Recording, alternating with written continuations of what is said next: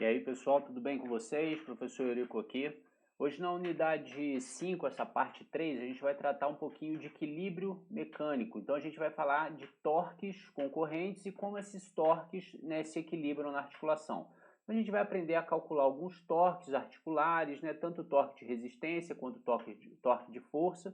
Também vamos entender alguns conceitos de momento, né, braço de força e braço de resistência, tá bom? Então bora para o vídeo.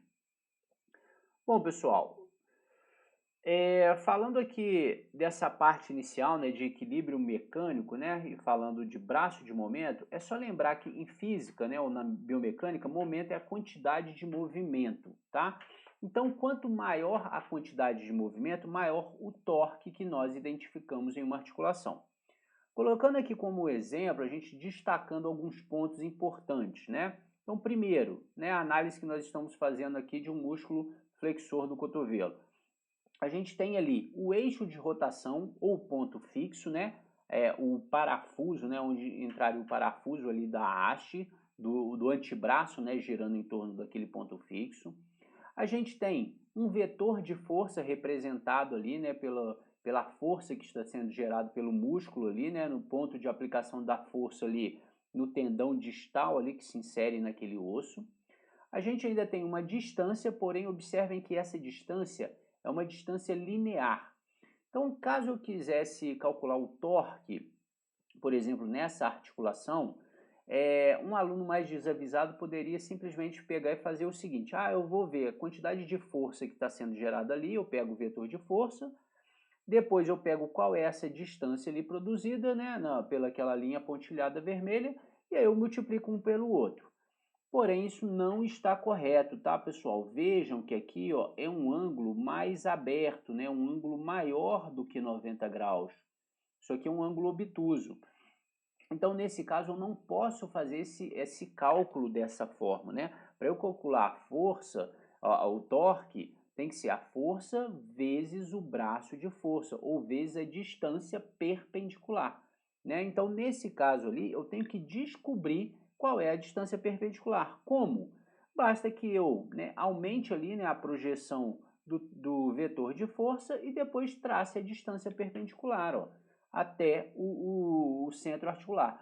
Então, o que é aquele braço de força que apareceu ali? Nada mais é que a distância perpendicular, ou seja, formando o ângulo de 90 graus aqui, do ponto fixo até a linha de ação da força. Fechou?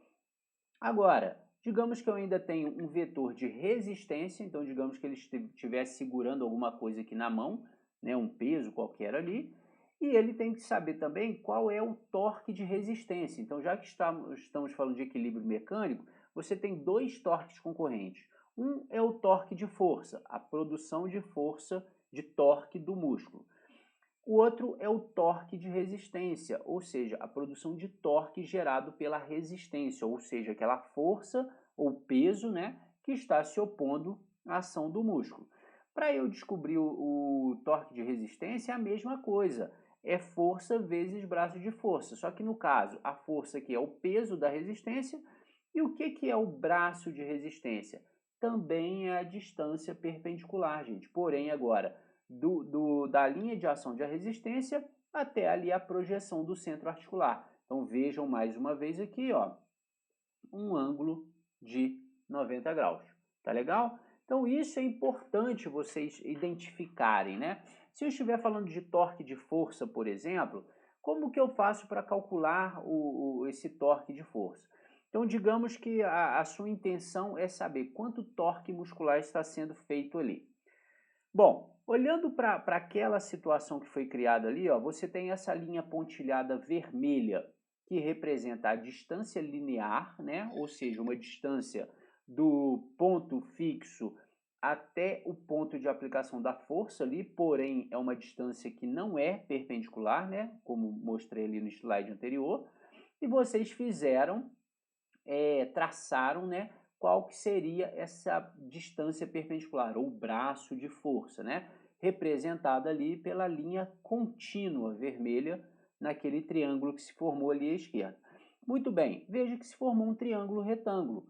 Então, uma vez feito isso aí, vocês conseguem fazer os cálculos, né? Digamos, por exemplo, que em um problema qualquer eu coloquei para vocês que esse ângulo ali vale 30 graus, aquele ângulo que se formou ali, né? Vocês conseguem descobri-lo também, né? Pelas informações de enunciado, por exemplo, do problema. Vocês já sabem qual é o valor, né? Que eu dei ali. Vamos supor que eu disse que aquela distância linear seja uma distância de 0,02 metros, né? Ou 2 centímetros. E aí você vai descobrir qual é a distância perpendicular, ou o braço de força. Então, para eu fazer esse cálculo, né, de força vezes distância perpendicular, eu tenho que descobrir quanto vale esse x. Bom, lembrando na trigonometria, se esse x aqui ele está ao lado, né, adjacente ao ângulo que eu estou utilizando, eu vou utilizar cosseno.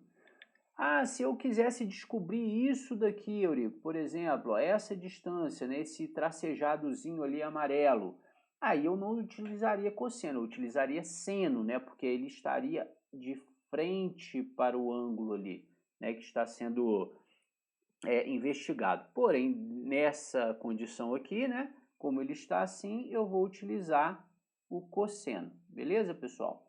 Bom, se vocês olharem lá na tabelinha cosseno de 30, 0,866, fazendo a fórmula, né, a multiplicação de 0,866 por 0,02, você vai achar qual é a distância perpendicular, ou seja, 0,017 metros ou 1,7 centímetros. Agora sim, vamos supor que essa força, né, você fez o teste lá, sabe que a força gerada era uma força de 400 newtons e multiplicou pelo braço de força que você descobriu agora por trigonometria, que é 1,7 centímetros, aí você tem o torque na articulação ali, ó, torque de força ou torque muscular, 6,8 newton-metros, ok? Você também consegue fazer o cálculo do torque de resistência. Lembrando que a resistência é uma força, porém uma força que se opõe ao torque muscular, nesse caso. Então vamos lá. Digamos que você tenha lá o eixo de rotação, você tem aquele vetor de resistência representando um peso qualquer, né? E aí se é peso é um vetor sempre apontando para baixo, e você já tem o braço de resistência. Então, a fórmula para se calcular isso é força vezes distância perpendicular. Cuidado, porque aqui eu já tracei a distância perpendicular para vocês, mas digamos que eu tenha simplesmente falado ó, que isso daqui, ó, o comprimento disso daqui ó, até lá embaixo, seja de tanto. Esse comprimento, gente, não é perpendicular ó, ao vetor de resistência. Então, vocês não podem utilizá-lo como base para fazer esse cálculo. Ah, Eurico, então como é que eu faço? Você tem que utilizar o braço de resistência. E como que você descobre? Da mesma forma que eu mostrei anteriormente ali para vocês, por trigonometria, tá bom? Aqui eu já coloquei o braço de resistência para vocês, mas vale esse exemplo aqui para vocês não se esquecerem. Bom, digamos que ele esteja segurando um peso ali de 25 newtons na mão. E digamos que você já calculou e achou que o braço de resistência, ou seja, essa distância perpendicular aqui, né, ó, ela seja de 2,5 centímetros, né, ou 0,25 metros, você tem aí o torque de resistência, 6,25 newton-metros, tá bom? Uma coisa que é importante vocês guardarem, eu vou até tirar aqui um pouquinho, isso vai depender muito da posição articular. Se você descesse, né, eu vou fazer um desenho aqui, ó. Vamos supor que o braço agora estivesse aqui, ó, mais ou menos nessa posição aqui, ó. Tá, ó, digamos que ele esteja aqui, né? Ó, o braço do cara tá aqui, a mão e tal, né? E agora ele tá aqui, ó, nessa posição aqui embaixo. Só que agora veja que deslocou-se a resistência para essa posição aqui, ó. E a distância perpendicular agora, ó, ela é muito maior, tá vendo? Do que nessa situação aqui anterior.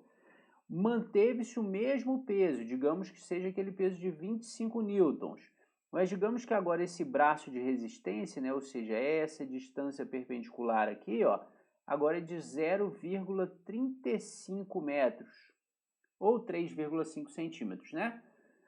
Simplesmente porque eu aumentei essa distância, o valor do torque agora nessa posição vai ser muito maior do que naquela posição anterior. Então vejam que como essas posições articulares afetam a quantidade de torque na articulação, mesmo sem eu mexer no peso, né, ou na carga externa que está sendo movida, tá bom?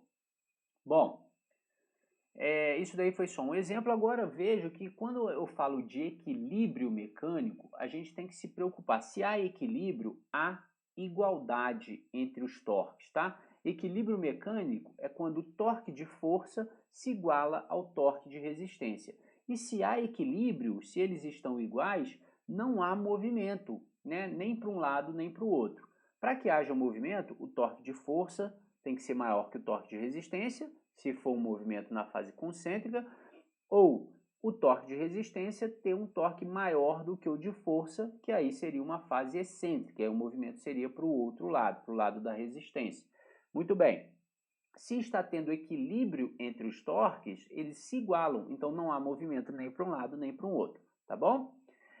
Você pode imaginar a seguinte situação, pode ser que aconteça um problema da seguinte forma, você tem ali o eixo de rotação e eu quero que você descubra a quantidade de força que tem que ser gerado pelo músculo para ele deixar ali paradinho ou sustentar em uma posição uma determinada resistência, tá? Vejam que aqui eu já coloquei o valor do braço de força para vocês, né? Que vocês calcularam ali nos slides para trás, né? Por meio da trigonometria. Se eu não desse esse valor, eu daria qual foi o valor, por exemplo, aqui, ó, dessa distância linear. E aí, por meio de trigonometria aqui, ó, com ângulo e com esse valor aqui, vocês descobririam o braço de força, como eu fiz ali. Muito bem. Já falei para vocês que a resistência aqui, ó, de 2,54 kg, e prestem atenção, estou falando em massa, né? 2,54 kg. Mas se vocês se lembrarem, a fórmula de torque é força. Então o que eu tenho que fazer? Transformar esse 2,54 em uma força. Qual força? O peso. E como eu faço isso, Eurico? Peso é igual a massa vezes a aceleração da gravidade. 2,54 vezes 9,81. E aí você vai achar qual é o peso. Peso não é uma força? Então essa é a resistência. Beleza? E digamos que eu já tenha dado aqui para vocês também o braço de resistência, exemplo dos slides anteriores. Bom, como que eu faço esse cálculo agora? Equilíbrio de torque. Torque de força é igual a torque de resistência. Muito bem. O que é torque? Né? Força vezes distância perpendicular ou força vezes braço de força. Braço de força é uma distância perpendicular, ó, do ponto fixo à linha de ação da força. E o braço de resistência também é uma distância perpendicular, também do ponto fixo, porém a linha de ação da resistência. Então, força vezes braço de força é igual a resistência vezes braço de resistência. Substituindo os valores nessa fórmula, a única coisa que você não vai ter ali é a força, que é o que você quer descobrir, não é isso? Então, para você achar isso aqui, basta você multiplicar os 25 aqui, ó. Desculpa, eu não falei. De onde você tirou esses 25, Eurico? Dessa multiplicação aqui, ó. 2,54 massa vezes 9,81, que é a aceleração da gravidade. Multiplicando isso por isso, vai te dar os 25 newtons. Lembra que aqui precisa ser uma força? Essa é a força peso que está sendo gerado. Bom, força 25 newtons vezes braço de força 0,25, multiplicou isso e depois você divide pelo braço de resistência, que é o 0,17, que é esse que você achou ali por trigonometria. Muito bem, a força aí que você descobriu é essa. Fiquem atentos, ó. Tá vendo a força que você precisa fazer aqui, ó? Uma força de 367 newtons para manter o braço aqui, ó, nessa posição, parado, sem movimento, sustentando um peso de 25 newtons. Veja a diferença, né? O peso aqui só tem 25 newtons, então aquele aluno mais desavisado pensaria, preciso fazer uma força de 25 newtons também, porque 25 com 25 se anula. Não, porque o braço de resistência aqui, ó, é muito maior do que o braço de força. Simplesmente por isso, a quantidade de torque gerado aqui na articulação para a resistência é muito maior do que para a força. Então a gente tem que ficar atento aí. Você está vendo como que isso muda, né, no nosso corpo humano? Ou seja, dependendo da posição que eu estiver, eu preciso gerar muito mais força ou menos força para deixar, às vezes, um peso muito pequenininho, né? Imagine aqui, né? 25 newtons de peso, eu ter que fazer 367 newtons de força, ou seja, né? Mais de 8 vezes de força, simplesmente por causa dessas diferenças no tamanho do braço de momento. Lembra que eu falei lá no início que momento é a quantidade de movimento? Ou seja, por ele ter esse braço aqui muito maior, esse braço de resistência muito maior, ele gera muito mais movimento, né, muito mais torque do que o músculo em si. Tranquilo, pessoal? Bom, guardem bem esses conceitos e aí agora eu chamo vocês para fazerem alguns exercícios que eu vou deixar postado no Siga A, mas também gostaria de desafiá-los a fazer esse exercício aqui. Esse exercício aqui, vocês vão precisar fazer 3 coisas para mim. Primeiro, vocês vão calcular qual é o torque de resistência aí gerado, né, por essa anilha aí nessas duas posições. Então você vai calcular qual é o torque na posição 1 e qual é o torque gerado na posição 2. Vejam que aqui tem angulações, né? Na primeira ele está a 90 graus de abdução do ombro e na segunda a 45 graus.